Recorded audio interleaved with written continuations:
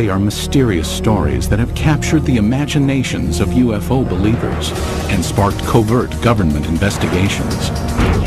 It was a gigantic object 300 meters in diameter. It made very strange aerial maneuvers. But these are not celebrated American paranormal incidents. These UFO episodes took place in a country for years shrouded in secrecy. Behind the scenes, the Russian government, the Russian military take this phenomena very seriously. They've been lying directly to their own people.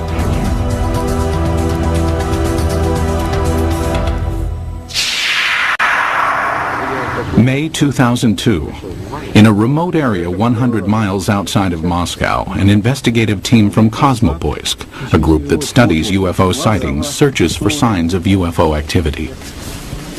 We are going to enter the forest. This is the place pointed out by local people to be the destination of different types of UFOs. Soviet ufologists have been active since the 1960s. They claim that for decades, thousands of citizens have witnessed the appearance of unexplainable objects in the skies over Mother Russia.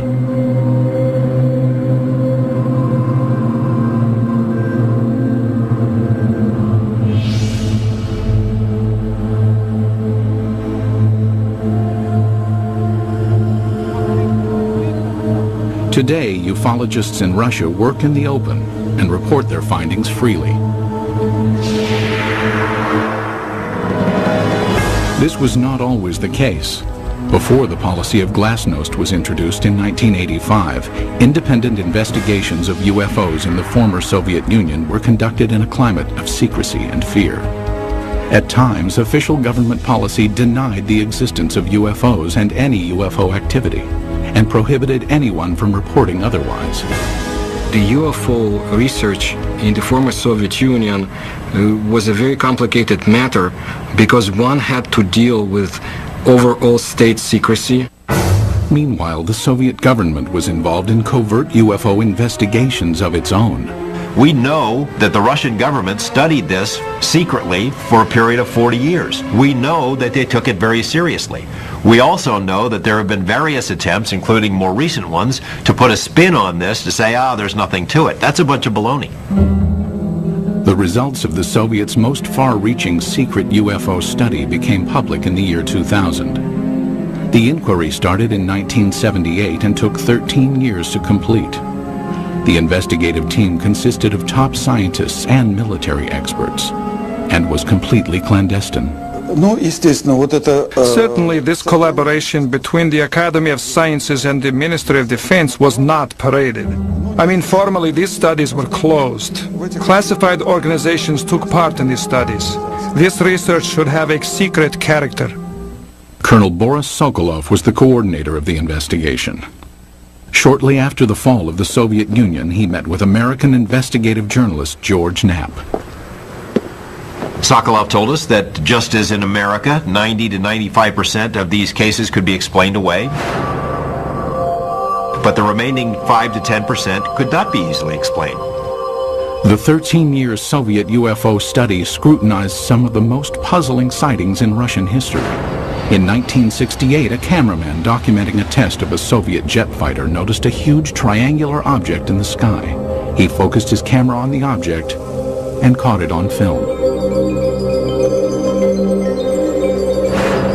In 1977, an unusual aerial display sent tentacles of light streaming down over the town of Petrozavodsk. Some claim the event caused fine holes to be glazed in glass windows and concrete. In 1982, military personnel at an intercontinental ballistic missile base witnessed several brilliantly lit orbs overhead. Seconds later, a warning light indicated a missile had switched to the prepare to launch mode. Had an alleged UFO come close to starting a nuclear attack?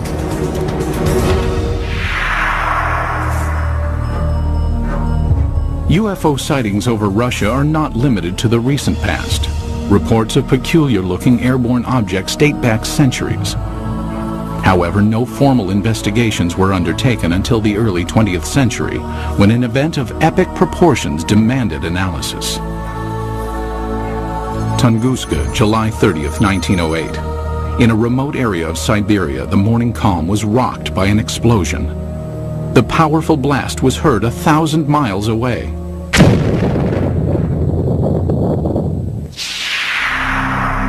There was an enormous firewall blast, something on the order of 15 megatons of equivalent energy, which is roughly 1,000 times that of the Hiroshima blast at the end of the Second World War. This was an extraordinary event. Because of the remoteness of the Tunguska region, it was almost 20 years before any government researchers visited the site. The first expedition to reach Tunguska was headed by Russian mineralogist Leonid Kulik. When the initial expedition got to the Tunguska area in 1927, the natives were reluctant to show the scientists into the region because they thought the god Agdi had devastated the area because of the wickedness that was going on, and he had destroyed the trees, killed the animals. Kulik eventually convinced locals to direct him to the blast location.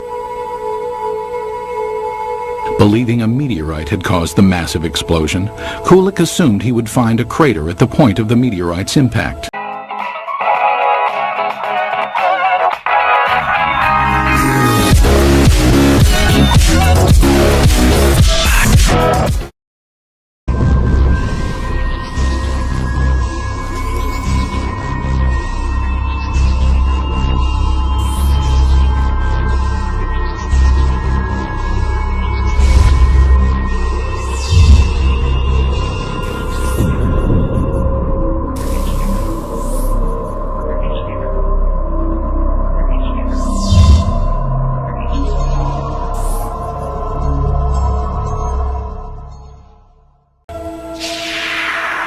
To his surprise, there was none. He looked for meteorite samples on the ground because often when an object hits the Earth, it throws up debris, and the debris is recoverable around the edges of the crater. But of course he didn't find that either. What Kulik discovered has stirred UFO debate for decades. At the blast's epicenter was a frozen swamp with an untouched clump of fully grown trees in the middle.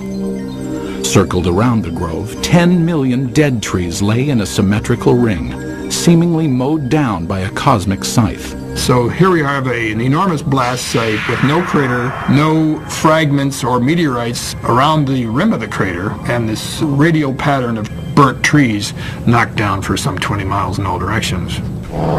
In the years that followed, others traveled to Tunguska to study the unusual occurrence. There might have been fruits obtained by labors of another expedition sent by the head of the Soviet secret police in the late 1940s. But all we know is that such expedition existed. We do not know what has happened to the items and the information it collected. Further baffling ufologists were reports of radiation damage in the Tunguska blast region. There were also some reports of mutations taking place in plant life, and even some humans apparently suffered some gene damage. In 1947, Russian Army Colonel Alexander Kazantsev developed a remarkable theory based on information about the devastating consequences of America's atomic bomb attacks on Japan. He was listening to the report about the nuclear bombardment. The announcer gave a very long and very detailed description of how and in which direction trees, houses had fallen, and so on, how everything was hit. He realized that what had happened in Hiroshima, exactly the same happened at Tunguska, only nearly half a century ago. Kazantsev hypothesized that the nuclear-like devastation seen at Tunguska must have been caused by the crash of a nuclear-powered alien spacecraft. But the scientific community rebuffs the UFO theory. Scientists claim the Tunguska explosion was caused by a rare but explainable natural event. They believe an asteroid dropped to just 3 miles above the Earth's surface and then exploded. As the object came in, it was being decelerated and squeezed by atmospheric forces. It blew up with the force of a hydrogen bomb. The shock wave smashed down the forest, knocking trees away from the blast and resulting in a pattern away from ground zero. But how would an asteroid explosion explain the reports of radiation damage in the Tunguska area? Scientists say it can be attributed to the sheer magnitude of the explosion. As we mentioned before, the blast itself was 1,000 times greater than the Hiroshima blast at the end of World War II. The blast would have generated a series of very high-speed charged particles and would have been the cause of some of the mutations in the gene structures of plants and animals. But to this day, scientific explanations do not satisfy many ufologists. I have been several times to the place where the Tunguska body fell. I intentionally call it body, not meteorite. I mean, the catastrophe of an asteroid, of a comet, or of any other natural body cannot lead to such consequences. A number of expeditions found things that they couldn't explain. There were some people who were saying that the evidence suggested this was some kind of an alien spaceship. That was the kind of magical explanation you use when you don't have enough real science to understand the physics and the astronomy involved. Throughout the rest of the 20th century, magical explanations of unidentified flying objects over Russian skies would continue. And in one instance would help expose a top-secret Soviet military project.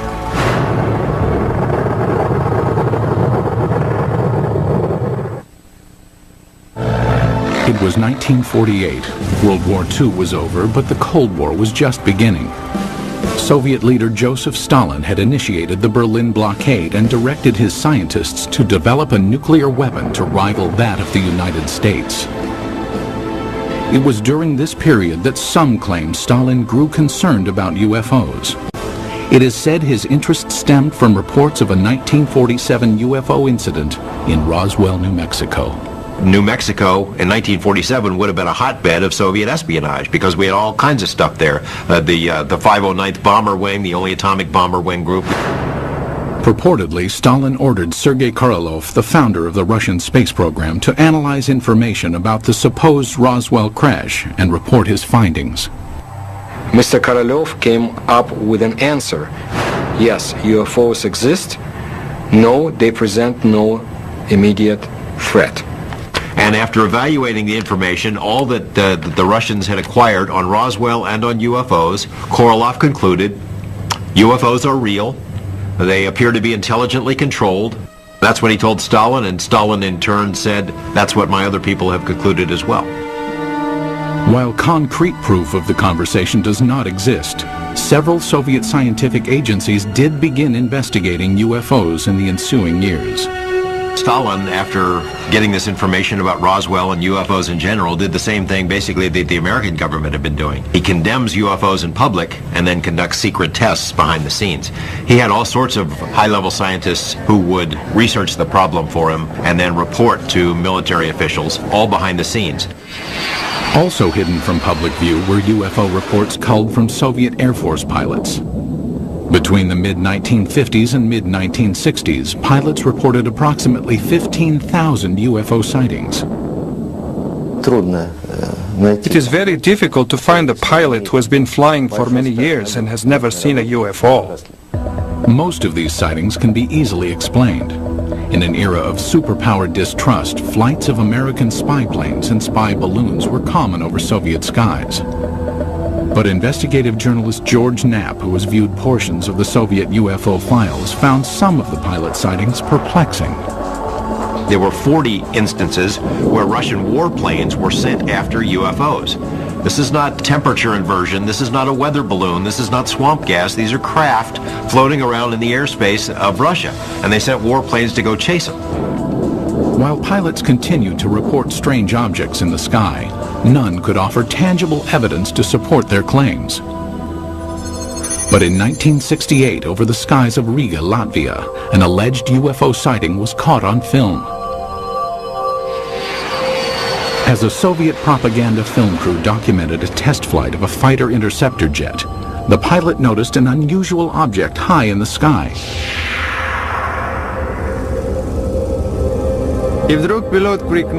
And suddenly the pilot shouted, "Look, film it!" We looked and saw a triangle at a tremendous height. Fighter planes scrambled to investigate, but the object quickly disappeared behind a cloud and was never seen again. It was later estimated that the craft was hovering approximately 7 miles above the ground. The film was sent to the Kremlin, where it remained locked from public view for years. They really took it seriously. I say seriously because the film was taken away. It was declared completely secret. Outsiders have only recently seen the confiscated film. While some maintain the film is conclusive evidence of a UFO, skeptics argue the vehicle was most likely a French-made high-altitude research balloon.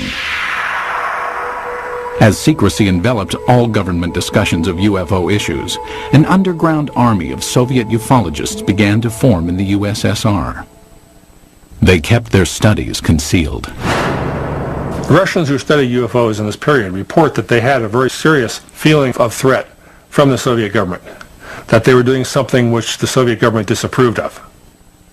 The leader of civilian UFO research was Felix Ziegel, the man considered the father of Soviet ufology. Felix Ziegel was a Soviet scientist. He was a doctor of mathematics and astronomy at the Moscow Aviation Institute. He made it his job to find out why are the strange objects or in the skies of his country. Ziegel challenged the Soviet system by conducting paranormal lectures, organizing independent UFO investigations, and urging Soviet citizens to report any and all sightings. His efforts were not without risk. We cannot say, of course, that people would be put in jail for it, but still Ziegel suffered. He was harassed both in his place of work, at the Institute of Aviation, and he was harassed by the state government authorities. Ziegel and his investigators spread information about UFO sightings through an underground press network. Samizdat, private publications used to disseminate information, were strictly forbidden by the Kremlin. In his time, brochures were printed in a samizdat way. They were collections of observations and letters, typed in 5 to 10 copies. All materials were typed with the use of carbon paper.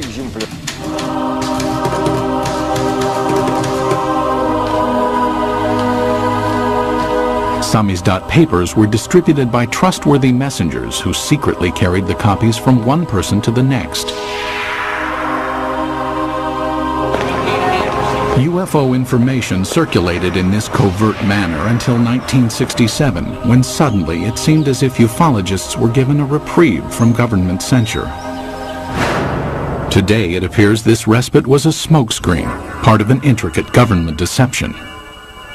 The complex ruse began in 1967 when citizens reported multiple sightings of crescent-shaped UFOs over the skies of the Ukraine and the lower Volga Valley. It was also seen as far south as the Caucasus Mountains, where many astronomers in observatories in the Caucasus Mountains would see these objects flying horizontally from west to east, crescent-shaped, heading toward the east.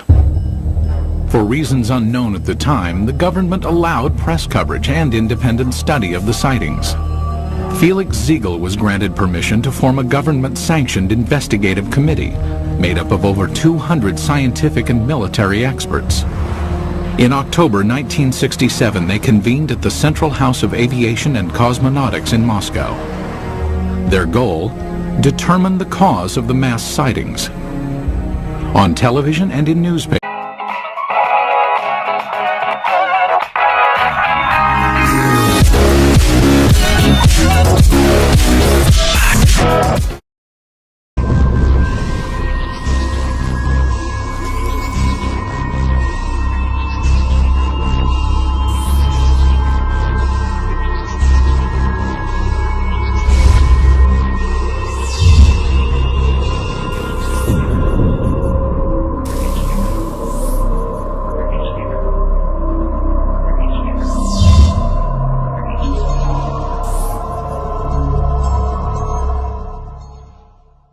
Ziegel's committee appealed to Soviet citizens to report information on UFOs.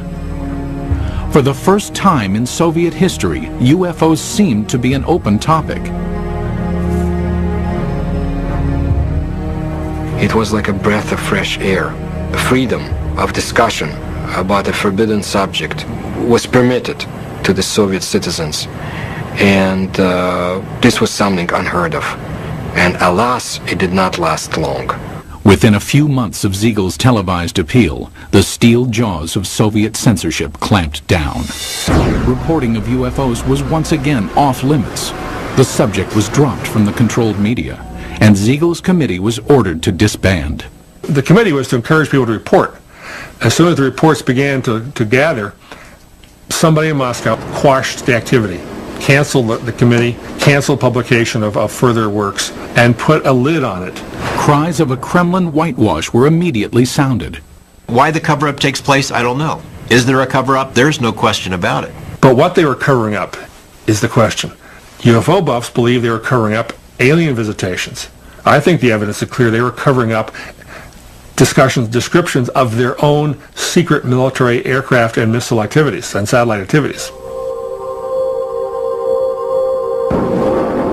Scientist and NASA consultant James Oberg came to this conclusion in 1977 after studying Soviet space vehicle launch patterns and comparing them to the dates of the 1967 sightings. He deduced that the crescent-shaped objects witnessed in the sky were not alien in nature, but could be attributed to secret tests of a new Soviet missile warhead.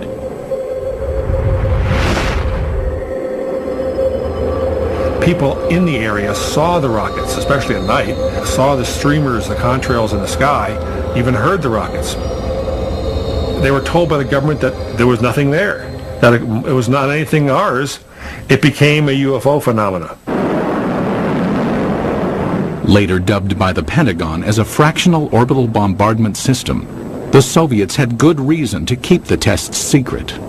It was designed to sneak under our radar as a first strike weapon. It was one of these scary things that you only build it if you mean to make a sneak attack. It was also illegal to have such a weapon because in 1967, the U.S. and Russia and other countries signed a treaty forbidding the placing of nuclear weapons into orbit. But why, after crushing public dissemination of UFO information for years, did the government briefly loosen its restrictions in 1967? It appears now to have been a deliberate ploy to fool its citizens and the international community about the true nature of the sightings. The Soviet government did not want the public to understand what was going on. They didn't want the Americans to know, for example, what was going on. It was a useful camouflage. It diverted people's attention. Because it was a UFO, Western journalists would laugh rather than investigate it. The cover-up by the Soviet government is in letting people think they're flying saucers. The strategy backfired when the extensive UFO data collected by Felix Siegel's committee was published in magazines. The Soviet government realized what these reports really were. They're military secrets. Not described accurately, but accurately enough to be of use to the CIA if they ever caught on. The government said, "Oh my gosh," and other things in Russian, and said no more UFO reports get published in the Soviet Union. For 10 years, public discussion of UFOs was effectively brought to a halt. But that would change in 1977 with the appearance of a strange-looking object over Soviet skies, witnessed by thousands of astonished citizens. September 20th, 1977. As dawn approached in the small Russian port city of Petrozavodsk, a spectacular aerial display lit up the skies. The incident would become one of the most studied UFO sightings in Soviet history. The phenomenon of Petrozavodsk is one of the greatest abnormal phenomena on the territory of our country. At approximately 4 o'clock in the morning, civilians and military personnel reported seeing huge star-like apparitions shooting in the sky. As it flew up in the sky, appeared to come over the city and then head off toward the horizon. People who were out in the streets of the town saw this blazing jellyfish streaming tentacles down from the saucer-shaped bright core. The impressive display lasted approximately 10 minutes. Witnesses claimed that a host of strange occurrences on the ground accompanied the sighting. They reported all sorts of phenomena. They smelled ozone, computers were crashing, drivers lost control of their vehicles and went into ditches. Perhaps the phenomenon most difficult to explain was the appearance of finely glazed holes in glass windows and rocks around the city. Объяснения этому нет, хотя... There is no explanation for this fact, but the connection is direct by the time parameters. There had been no holes before the event, and then they appeared. Witnessed by thousands, the aerial display above Petrozavodsk was impossible to refute. While the sighting remained a mystery to Soviet citizens, NASA consultant James Oberg quickly discovered its origins. Because of my connection with the space program and my knowledge of satellites and rockets, I was able to find out within a matter of hours. There was a rocket launching that morning from a secret space center north of Moscow at precisely the time people were seeing this UFO. The jellyfish-like display was triggered by the launch of the Cosmos 955 spy satellite. As the rocket engine contrails were backlit by the rising morning sun, it produced the tentacle effect observed by witnesses. So this what they call basically the smoking gun of Soviet ufology. They call it a Medusa or jellyfish UFO because it was streamers of light coming down from the streamers in the rocket engines of the rocket, as it turned out. As with previous mass sightings, the government had ample reason to keep the truth hidden from Soviet citizens. The satellite was launched from a secret military space center called Plesetsk, one of several undisclosed missile bases scattered throughout the Soviet Union. Most ufologists accept the satellite launch as the cause of the aerial display. But many argue it does not fully clarify the mystery. How shall we explain the appearance of some beams that burnt the glass? When the pieces of the glass were analyzed at the Institute of Metrology in Moscow, they concluded that these holes resulted from badly glazed window glass. That is, a purely technical defect took place. I do not believe that the launch of a secret military satellite would explain the holes that were made in the glass. My personal opinion, no, this was not man-made technology that's responsible for such effects. There were some reports of holes being drilled into glass window panes and in paving stones. I saw those reports. I can't explain it. And all these sorts of additional phenomena, these additional reports, are typical of what happens when people see a very sudden, shocking sight in the sky and look around them for corroborative evidence. Most of the time, it's irrelevant, independent, and sometimes even imaginary. While the mysterious holes might never be fully explained, the Petrozavodsk incident had much deeper consequences inside the walls of the Kremlin. The upshot of this incident was the decision of the Soviet government to create a secret program to study UFOs.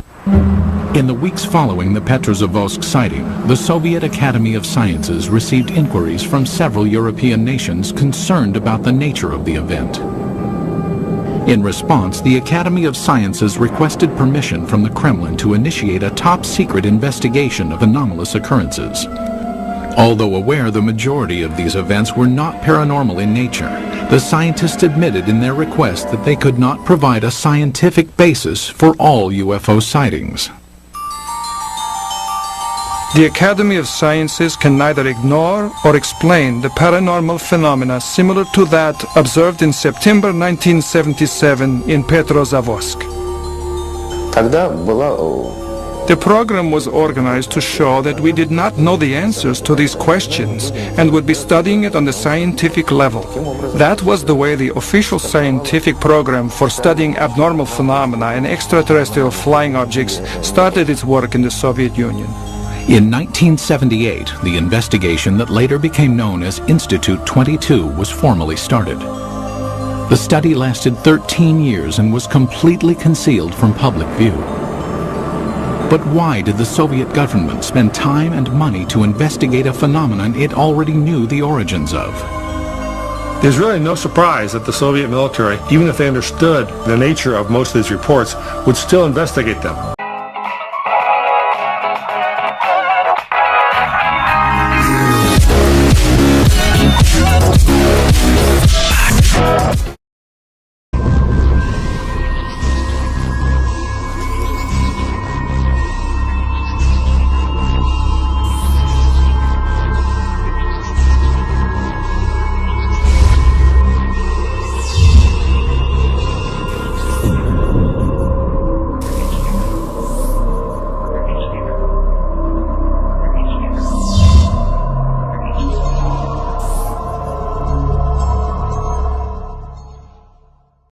The Soviets traditionally spied on themselves as severely as they spied on the West.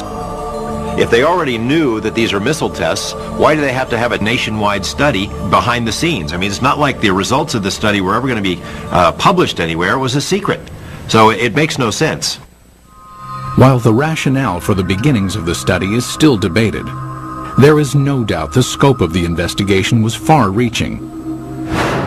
The Institute 22 inquiry was conducted jointly between the Soviet Academy of Sciences and the Ministry of Defense. It was very useful for the Academy of Sciences to collaborate and to carry out studies together with the Ministry of Defense, because naturally it was much easier for the Ministry of Defense to get the information we had no access to. The armed forces were ordered to study what, if any, influence possible UFOs might have on the proper functioning of technical military equipment.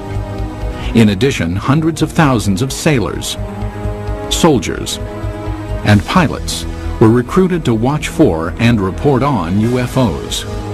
No one was told why the reports were being taken. The Ministry of Defense has an enormous observance potential. First, military units are located all over the country.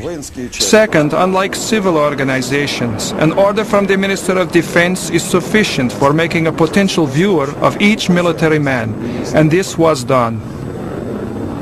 Every single unit in the vast Soviet military empire had to comply with this study. That is, any UFO, any anomalous object, any ball of light, any strange thing in the sky whatsoever had to be fully investigated. Scientists were directed to investigate the physical nature of alleged paranormal phenomena. The data collected by the military and scientists was analyzed in a lab located in a nondescript building in a suburb of Moscow. The personnel of the laboratory were not numerous, not more than 10 people, and this number was never exceeded.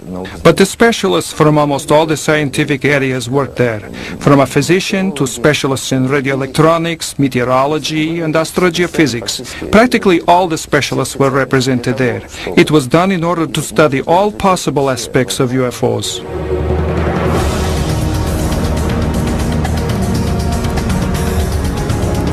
6 years into the study, Institute 22 would be called on to scrutinize an incident of global consequence, when a suspected UFO incident placed the world on the brink of nuclear war.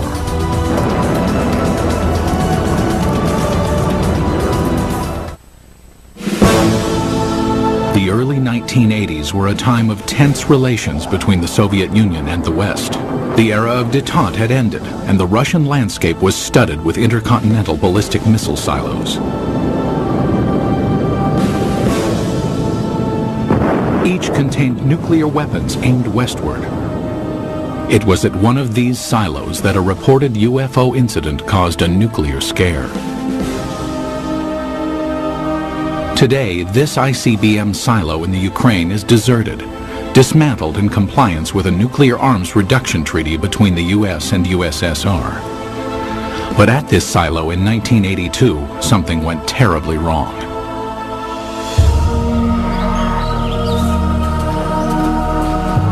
It started at approximately 6 p.m. when soldiers and villagers in the nearby town of Bielo-Korovichi witnessed a strange object in the dusk sky. A military officer at the time described what he saw. I was riding a motorcycle not far from here. I saw a large object in the air. It had a perfect geometric shape. At the same moment inside the silo, an emergency warning light indicated that a nuclear missile had switched to launch mode. The most telling testimony comes from the communications officer who said that somehow something entered the correct code. But Moscow had not ordered a launch, nor had any personnel in the bunker touched the control panel. For 15 agonizing seconds, technicians frantically scrambled to stop the launch. Then, without explanation, the launch sequence was aborted. They were ready for launch. The UFO, poof, goes away.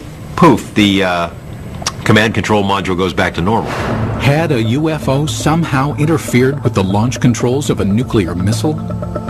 a team of investigators from Institute 22, the secret state-sponsored UFO research team, was immediately ordered to the missile base. They established within a very short period, literally half a day, that a military training exercise took place at a nearby aerial ground. Investigators learned that the sighting occurred at the same time and in the same area where the military was testing flares. Dropped out of planes, the flares provided 5 to 7 minutes of illumination. That explained the strange display in the sky. But why did the nuclear launch sequence activate? The fact that the emergency situation coincided with the effects which took place is certainly a remarkable coincidence, but it is still a coincidence. The ICBM control equipment was systematically taken apart and rebuilt, but no defects were found. It's not just an electrical malfunction. Something entered the correct launch codes. That just doesn't happen every day. We hear from our government UFOs are not a matter of national security. The Russian government has been telling its people the same thing. They're trying to confuse us. This incident is clear evidence, if ever there was, that UFOs do carry national security implications. After examining the ICBM episode, the investigative team of Institute 22 continued to scrutinize various sightings around the country. Some who reported UFOs had a much closer view than those on Earth. Cosmonauts. The first man in space, Yuri Gagarin, is quoted in the Thread 3 documents as saying, "I can tell you that UFOs are real, and if you allow me, I'll tell you a lot more." The second man in space, cosmonaut Titov, said that there were 7 UFOs dancing around his space capsule during his brief flight into space.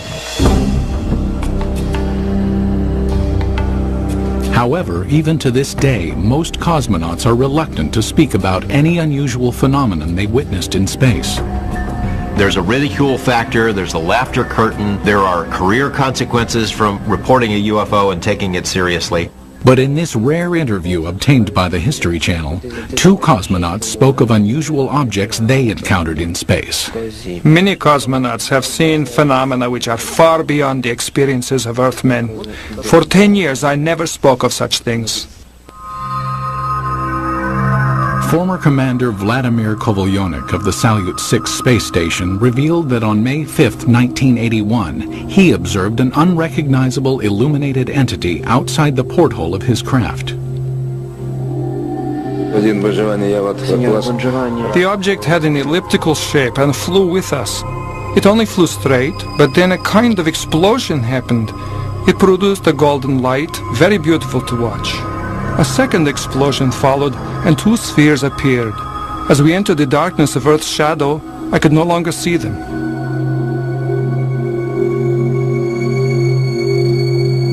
On a Mir mission in 1991, cosmonaut Musa Manarov managed to videotape an anomalous object during a routine docking procedure. I was looking out the biggest window. It was directly in front of me. I am familiar with the construction of all spaceships, but this was different. There is ongoing debate about sightings of unidentified objects by cosmonauts and American astronauts alike. Skeptics insist there is enough debris left in orbit to constitute a plethora of unusual sightings.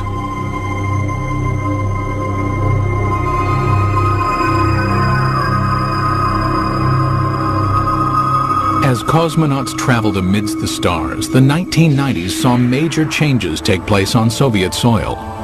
When the walls of communism crumbled, American UFO investigator George Knapp ventured to Russia, hoping to discover just what secrets the Soviets had been hiding about alien encounters. What he found was startling. Beginning in the mid-1980s, the leaders of the United States and the Soviet Union conducted several summits aimed at reducing both nuclear arms and tensions between the 2 superpowers. Shortly after one such meeting, President Ronald Reagan revealed he and Mikhail Gorbachev had discussed the topic of alien encounters. I couldn't help but say to him, just think how easy his task and mine might be in these meetings that we held. if suddenly there was a threat to this world from some other species, from another planet, outside in the universe. We'd forget all the little local differences that we have between our countries. Reagan made 5 different public statements, including one to the United Nations, that, well, boy, wouldn't it be something if UFOs were suddenly a threat to us and we'd all get together? And so Gorbachev kind of responded, yeah, it sure would. You know, we would get together. Lo and behold, we did get together. You know, the wall came tumbling down, perestroika, glasnost. With the collapse of the Soviet Union came a new era of openness in Russia. Thousands of miles away in Las Vegas, Nevada, investigative journalist George Knapp, who had studied many American UFO incidents, realized the time was perfect to explore Russian reports. 3 years ago, we have succeeded in obtaining several hundred pages of secret Russian UFO documents and photos. Other Western journalists